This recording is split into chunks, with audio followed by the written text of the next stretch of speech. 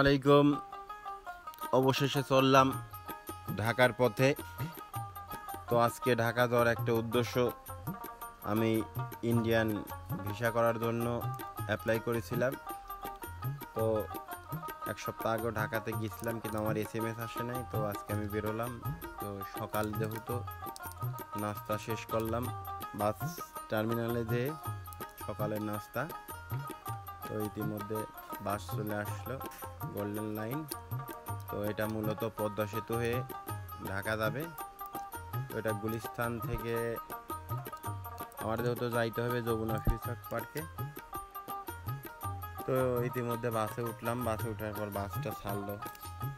তো আজকে জানি না যে কাজের জন্য যাচ্ছি সেটা আসলে ভাগ্যে কি হবে জানি না।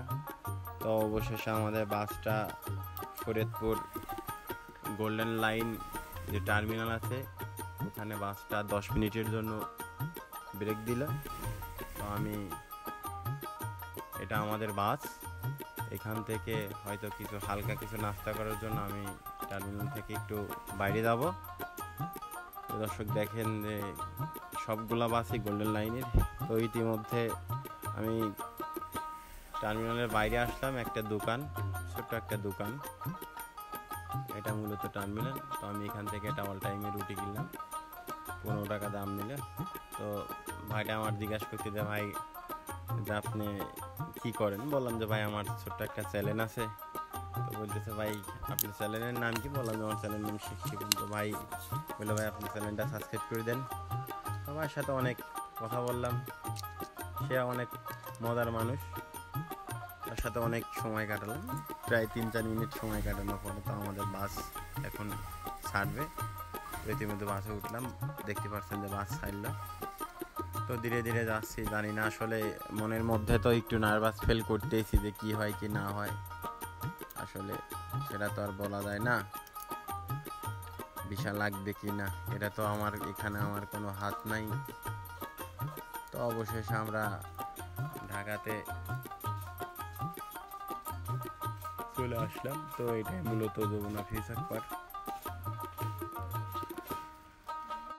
তো যাই হোক, অবশেষে ওভার ব্রিজ পার হলাম, ফ্লাইওভার পার হয়ে আপনারা ভিসা অফিসের দিকে ঢুকলাম। এটাই মূলত দেখেন যে শত শত মানুষ লাইন ধরে দাঁড়াইছে ভিসার জন্য। তো অবশেষে ভিসাটা পেয়ে গেলাম, আমি খুবই আনন্দিত। তো এবার আমার যাইতে হবে, যদিও আমার নেক্সট প্রোগ্রাম আছে কাশ্মীরে। তো আমি ভিসা নিয়ে চলে আসলাম বাড়ি যাওয়ার পথে। এখান থেকে গুলিস্তান আসলাম, আবার আমাকে টিকিট কাটতে হবে গোল্ডেন লাইনে, যেহেতু আমি পদ্মা সেতু হয়ে যাব, নদী পার হয়ে যাব না। তো এখান থেকে টিকিট কাউন্টার থেকে টিকিট নিলাম। তো আমি কিছু খাবো। তো মোটামুটি কাউন্টারের সাথে হোটেলটা অনেক সুন্দর। তো আমি একটু গরুর মাংস নিলাম, একটু ছোটো মাছ নিলাম, একটু লেবু নিলাম। তো অনেক মজা করে খেলাম। যাই হোক, ভিডিওটা সবাই দেখবেন এবং আমার চ্যানেলটি সাবস্ক্রাইব করবেন, আমি যেন ভালো ভালো কন্টেন্ট দিতে